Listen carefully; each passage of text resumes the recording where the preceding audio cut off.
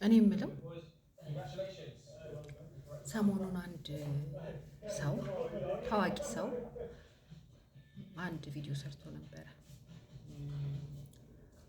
እና ይሄ ሰው እንደምናውቀው በቅርብ እናቱን አጥቷል።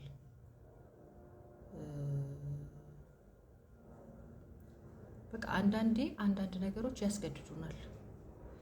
ታዋቂ ስለሆንን ስሜታችን አይታመምም ማለት አይደለም። አያችሁ፣ ሰው ታዋቂ ስለሆነ ስሜቱ አይታመምም ማለት አይደለም። ስሜቱ ይታመማል። የምንጨነቅበት ነገር ይኖራል እና እነዛን ነገሮች ስናደርግ አንዳንድ ያየኋቸው አስተያየቶች አሉ። አንተ እኮ ታዋቂ ነህ፣ ወደፊት ስራህን ሊጎዳብህ ይችላል። እንዴት እንደዚህ ወተን የምንታወቅ ሰዎች ሶሻል ሚዲያ ላይ ከማውራታችን በፊት እናስብ፣ እንጠንቀቅ።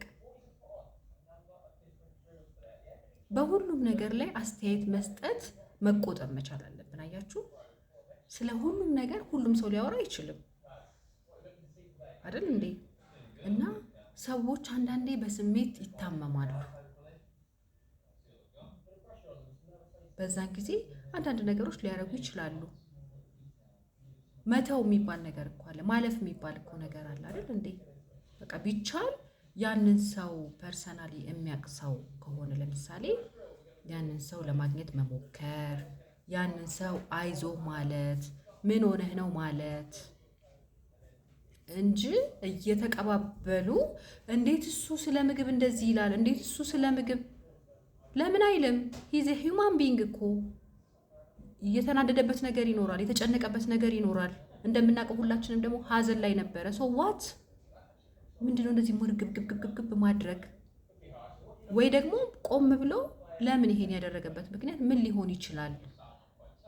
ይሄንን አማራጭ ለምን ወሰደ ብለን ማሰብ መቻል አለብን። ሰዎችን ጀጅ ለማድረግ አንቸኩል።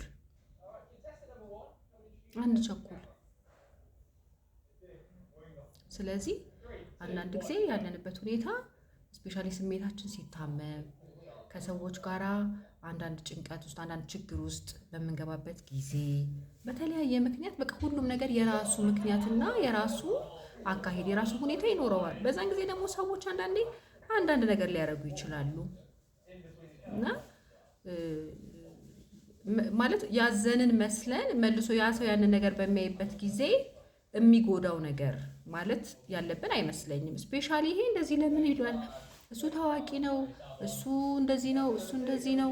ሂዝ ሂውማን ቢንግ ያን ነገር መረሳት አለበት ብዬ አላስብም። እና አንዳንዴ ደግሞ በቃ ዝም ማለት ይቻላል። ግዴታ በሁሉም ነገር ላይ እኮ አስተያየት መስጠት አያስፈልግም።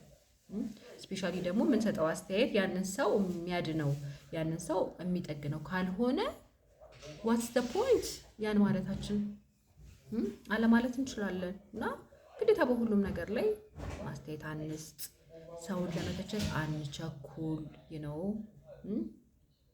እና